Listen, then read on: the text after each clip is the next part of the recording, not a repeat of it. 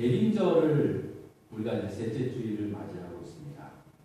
대림절은 말 그대로 예수 그리스도께서 이 세상에 임하시는 것을 기다리는 그러한 절기입니다.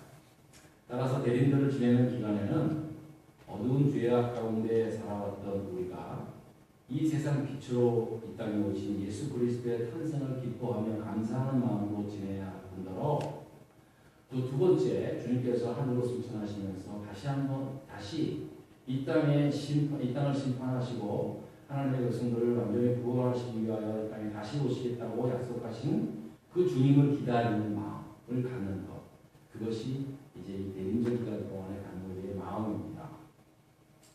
여러분도 잘 아시다시피 기독교의 메시지는 사랑입니다. 기독교 하면 사랑입니다. 요한복음 3장 16절에 하나님이 세상을 이처럼 사랑하사 어떻게 사랑했다고요? 자기 독생자를 우리에게 내어줄 정도로 이처럼 사랑했다. 자기를 우리를 대신하여 내어줄 정도로 그렇게 사랑하셨다고 하셨듯이 독생자 예수 그리스도를 아낌없이 제물로 주기까지 사랑하신 하나님의 그 사랑이 기독교 복음의 핵심입니다. 그리고 그 사랑 때문에 저와 여러분을 부르셔서 우리와 함께 하시고 또 하나님의 자녀로 부르시고 또 하나님의 자녀로 이 땅에 살게 하셨다는 사실입니다. 그 사랑 때문에. 그리고 그 사랑은 얼마나 큰지요, 얼마나 힘이 있는지 로마서 8장 38절 39절에는 이렇게 말씀하고 있습니다. 내가 확신하노니 사망이나 생명이나 천사자들이나 권세자들이나 현재일이나 장래일이나 능력이나 높음이나 기품이나 다른 아무 피조물이라도 우리 주 예수 그리스도 안에 있는 하나님의 사랑 안에서 끊을 수 없느니라. 하나님의 사랑이 얼마나 큰지, 이 세상의 그 어떤 피조물로도 하나님의 사랑을 끊을 수 없다라고 그렇게 말씀하고 있습니다. 그래서 구약의 10계명이나 예수님께서 우리에게 주신 세 계명의 총 주제도 너희는 몸과 마음과 뜻을 다하여 정성을 다하여 하나님을 사랑하고 그 다음에 내 이웃을 내 몸과 같이 사랑하라. 그게 율법의 메시지, 핵심 메시지예요. 예수 그리스도께서 우리에게 주신 세 계명의 핵심 메시지예요. 사랑하라. 하나님 사랑, 이웃 사랑. 그래서 십자가가 수직, 나와 하나님과의 사랑, 수평, 이웃과의 사랑이에요. 십자가의 사랑은 바로 하나님과의 사랑이요 이웃과의 사랑을 말하고 있다는 사실입니다. 자, 그런데 우리가 이렇게 성경을 보면 언제나 우리를 그토록 사랑하시는 하나님께서 또 오늘 여러분들이 읽으신 본문의 말씀처럼 세상을 심판하시는다는 그 말씀을 보면서 좀 약간 당황하게 됩니다. 특히 예수님께서 이 땅에 다시 오시어 세상을 심판하신다는 말씀은 분명히 마지막으로 완전하게 이 땅에 이루어질 주님의 말씀이요, 이 땅에 완전하게 이루실 복음의 말씀입니다. 이제 성경에 말씀하고 예언했던 모든 것은 사실은 다 이루어졌어요. 딱 한 가지, 주님께서 이 땅에 다시 오시겠다고 하는 재림의 약속, 그것만 이제 이루어지지 못했고 나머지 다 예수님께서 하나님께서 약속하신 그 약속하신 말씀들은 다 이루어졌어요. 여러분들이 신약 성경을 이제 필서를 해보신 분은 아실 겁니다. 예수님께서 복음서에 많은 말씀들을 하셨어요. 또 그 가운데는 예언도 하셨고 계명의 말씀도 주셨어요. 다 이루어졌어요. 신기하게. 내 마지막 예수 그리스도의 재림만 남아있다고 봅니다. 그래서 하나님 말씀 가운데 예수님의 재림과 심판이라고 하는 말씀은 사실은 듣는 여러분들에게는 쉬운 주제는 아닙니다. 여러분, 심판, 재림, 이 주제를 가지고 설교하는 것은 그렇게 쉬운 건 아닙니다. 제가 어렸을 때만 해도 재림에 대해서 설교하는 목사는 굉장히 많았어요. 그때는요, 그 예수님께서 이 땅에 다시 오시겠다고 하시는 그 말씀을 듣고 정말로 은혜 받고 눈물 흘리신 분들이 많았어요. 왜 그런지 아세요? 너무나 어려워서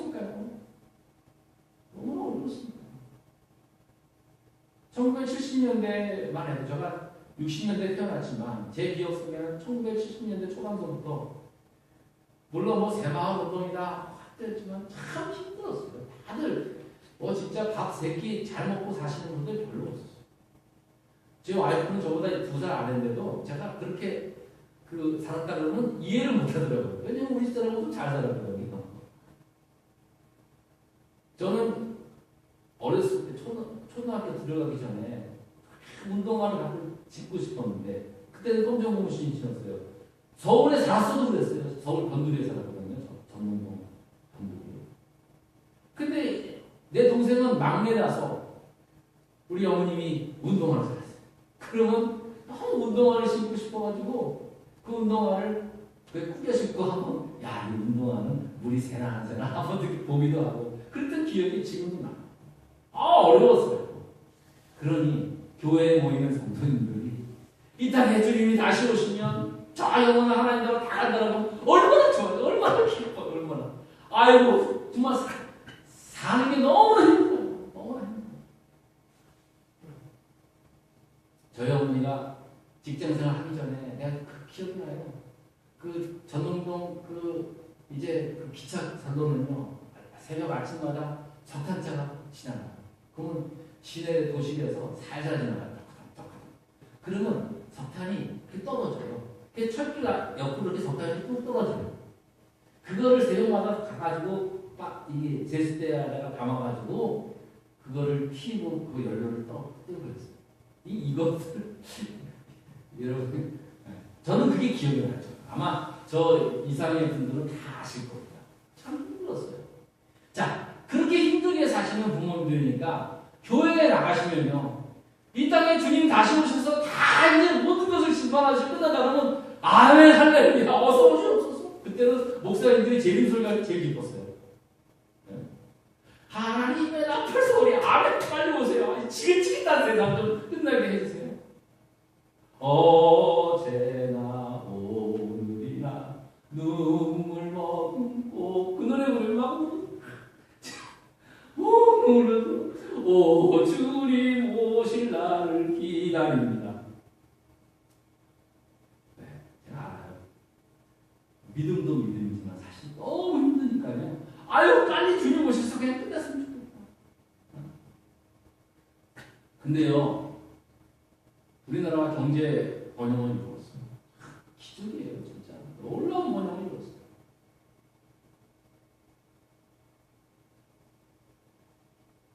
어느 순간부터요 이 땅에 주님이 다시 오신다고 말씀하시는 게 아멘 소리가 적어져요. 세상이 끝난다는 것이 이게 설교를 하는 게 굉장히 부담스러워요. 아니 설교하는 저도 지금은 안 되시는데요. 나 지금 이제 애들 자라서 애들 효도 좀 받고 용돈 좀 받고 살고 싶은데 지금은 어떡합니까? 라는 마음이 있는데 왜 오세요 오시기? 좀 쉬었다 오시지? 그런 마음이 있어요. 사실은 전하는 저도 불편하고 또 듣는 분들도 재림 오시면 다 끝납니다라고 하는 그런 말에 별로 그렇게 은혜를 못 받아요. 그리고 또 요즘은 하도 재림 때문에 상처들을 많이 받아가지고 목사가 예수님의 재림에 대해 설교하면 우리 목사님 갑자기 왜 저러시지? 뭐 어디 좀 이단 무슨 뭘 갔다 오셨나? 이단식 취급하고 막 그래요. 참 문제입니다. 근데 여러분 사실은 교회에서도 언제나 예수 그리스도의 사랑, 구원을 선포하는과 동시에 항상 예수 그리스도가 다시 오심을 선포해야 한다는 사실. 그게 핵심 메시지입니다, 사실. 하나님의 복음을 왜 알게 되는지 아십니까? 하나님의 복음을 제대로 알아야 이 땅에 주님이 다시 오시는구나라는 그런 믿음, 재림의 신앙이 올바로 서게 되는 거예요. 여러분, 하나님의 사랑과 하나님께서 세상을 심판하는 것, 이것은 어떻게 보면 정반대적인 모습 같아요. 그죠? 아니 사랑하는데 왜 심판을 해요? 왜 때리세요? 왜 판단을 하시냐고? 왜 심판을 하시냐고요? 근데 여러분 이걸 가만히 생각하면 이게 같은 의미입니다. 같은 의미입니다. 성경은 하나님께서 하나님께서 세상을 사랑하신다는 말은 영원토록 변함없는 진리입니다. 여러분, 하나님의 사랑은 절대로 이 세상 그 어떤 것도 끊을 수 없습니다. 저와 여러분들은 다 하나님의 사랑 가운데 살고 있습니다. 우리를 푸른 초장 밝은 물가로 인도하시고 사망의 음침한 골짜기로 다닐지라도 두려워하지 않는 것은 하나님의 사랑 때문이에요. 이게 하나님의 사랑입니다. 그런데요, 그 사랑하기 때문에 한편으로는 심판받았다. 그 사랑이 결국 심판이 되어간다. 왜 그런지 아세요? 심판은 사랑의 귀결이기 때문에. 예를 들어보겠습니다. 극단적인 예입니다. 어느 한 가정에 한 아들이 있었습니다. 사실은 이 가정의 이야기 모티브는 오늘날 이민자 가정 속에 사실은 많이 있어요. 일어나는 일이에요. 한 아들이 있었는데 이 아들은 어렸을 때 부모님을 떠나서 자기 마음대로 방탕한 삶을 살게 됩니다. 그리고 방탕한 삶으로 말미암아 그의 몸과 마음은 술과 마약에 찌들려서 거의 폐인이가 되다시피 하였고요. 더 이상 삶의 소망을 잃고 그냥 죽기만을 기다렸던 그러던 차에 극적으로 부모님의 곁으로 돌아오게 됩니다. 그러나 이미 그때는 이 아들은 더 이상 술과 마약이 없이는 단 하루도 살아가지 못하는 중독자가 되어버렸습니다. 얼마나 비참합니까? 자, 그러면 제가 하나 질문을 드리세요. 여러분들이 부모입니다.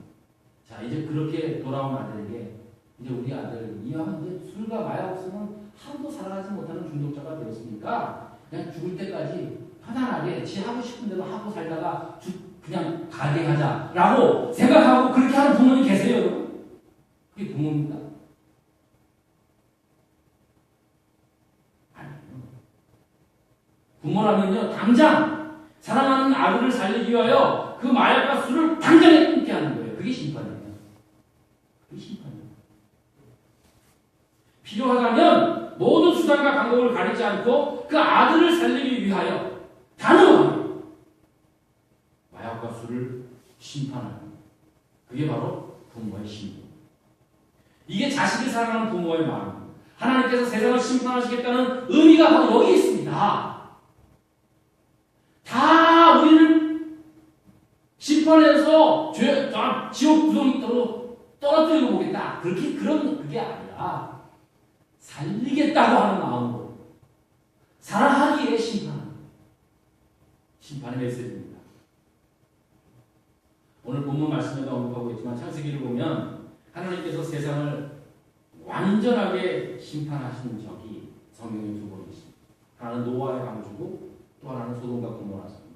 소돔과 고모라서는 지역적인 그 심판이지만 노아의 방주는 여러분 잘 아시다시피 창세기 6장 5절 6절을 보면 하나님께서 심판하시는 이유가 기록되어 있는데 당시 사람들이 죄악이 너무나 가득해서 도저히 깨끗한 곳이라고는 전혀 없는 그러한 시대였다고 합니다. 오죽하면 하나님께서 이 땅 위에 사람을 지으심을 한탄하였다라고 말씀하실 정도로 그런 심정이었으니 오죽했겠습니까? 그래서 하나님께서는 이 세상의 죄악을 고칠 수 있는 유일한 길은 이 땅을 물로 다 쓸어버리는 방법밖에는 없었기에 홍수로 심판을 하게 된 것입니다. 또 한 번의 심판은 창세기 19장 소돔과 고모라 성의 심판이었습니다. 물론 소돔과 고모라 성의 심판은 좀 더 제한적인 그러한 지역에 한해서 심판하신 것이지만 그 소돔과 고모라 성에 살고 있던 그 사람들 역시 하나님의 심판을 받을 만한 그런 너무나 악한 삶을 살았기 때문에 하나님은 결국 그 소돔과 고모라 성을 유황과 불똥으로 완전히 멸망시키게 됩니다. 심판하셨습니다. 근데 여러분 잘 아시다시피 이 두 사건은 그렇게 폐역했던 두 시대를 향한 하나님의 심판이었음에도 불구하지만 또 다른 한편으로는 노아와 그의 가족을 구원하시고 아브라함과 그의 조카 롯 그리고 세 딸을 구원하신 하나님의 구원의 사건이기도 한다는 사실입니다. 그러니까 우리가 심판의 면으로 보면은 무시무시한 물과 불로 유황으로 쓸어버린 사건이지만 또 하나님의 구원의 시각으로 보면은 그 가운데서도 노아와 그의 가족이 구원받았어. 그 악한, 그 폐역한 소돔과 고모라 성에서도 롯과 그의 세 딸이 구원받았어. 그 가운데서. 그러니까 노아의 홍수와 소돔과 고모라 성의 멸망은 하나님께서 죄악에 대한 심판의 역사인과 동시에 하나님께서는 끝까지 사람들을 구원하시기를 원하시는 하나님의 그 마음, 하나님의 그 사랑을 보게 될 수 있다는 겁니다. 사실은 심판받는 사람의 입장에서 봤을 때는 무시무시한 하나님의 심판일 수도 있겠지만 구원사적으로 봤을 때는 언제나 하나님은 구원의 길로 인도하고 싶은 사실입니다. 심판을 이런 눈으로 봐야 돼요. 이런 눈으로 봐야 돼요. 하나님의 심판. 그래서 예수님의 재림을 이런 시각으로 본다면 사실은 정말로 주님이 빨리 오셔야 돼요. 그래야 더 이상 내가 죄를 안 져요. 그래야 더 이상 내가 죄악의 길로 살지 못해요. 욕심에 가득차게 살지 않아요. 얼마나? 오늘 본문의 말씀 26절과 30절에 보면 인자에 나타나는 날도 이와 같다는 말씀을 하고 있습니다. 즉 노아의 때와 롯의 때와 같다고 말씀합니다. 그러니까 예수님께서 이 세상을 심판하고 다시 올 때는 노아의 시대와 같이 롯이 살았던 소돔과 고모라 섬의 그 멸망에 일어났던 그 심판의 때 그때처럼 예수님이 나타나는 날 때도 그렇게 온다는 거예요.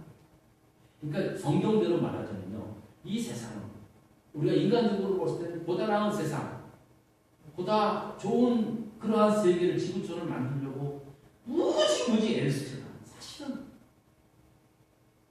결국은 심판을 불러내는 그러한 죄악 속으로 살아갈 수밖에 없는 그러한 이 땅의 사람들의 모습을 보게 됩니다. 성경은 사실 그렇게 증거하고 있습니다. 그러니까 하나님의 심판의 때는 하나님의 사랑을 이루는 구원의 때가 될 수 있습니다. 심판이라는 말은 우리가 두렵고 떨리지만 그러나 그 심판을 통해서 완전한 구원이 이룬다는 사실 한 가지 꼭 알아야 할 것입니다. 그러면 언제 예수님께서 이 땅에 다시 오는가? 이 때에 대해서는 참 많은 말들이 많이 있습니다. 그리고 언제 주님이 오신다는 그 말 때문에 얼마나 많은 사람들이 상처를 받고, 우리나라만 해도요, 10월 며칠 날 오신다는 데 가지고 난리 생방송하고 막 그랬잖아요. 아마 공영방송 가운데 예수님께서 10월 며칠입니까? 다미성교회. 그 전국의 생방송한 건 역사상 처음인 거예요.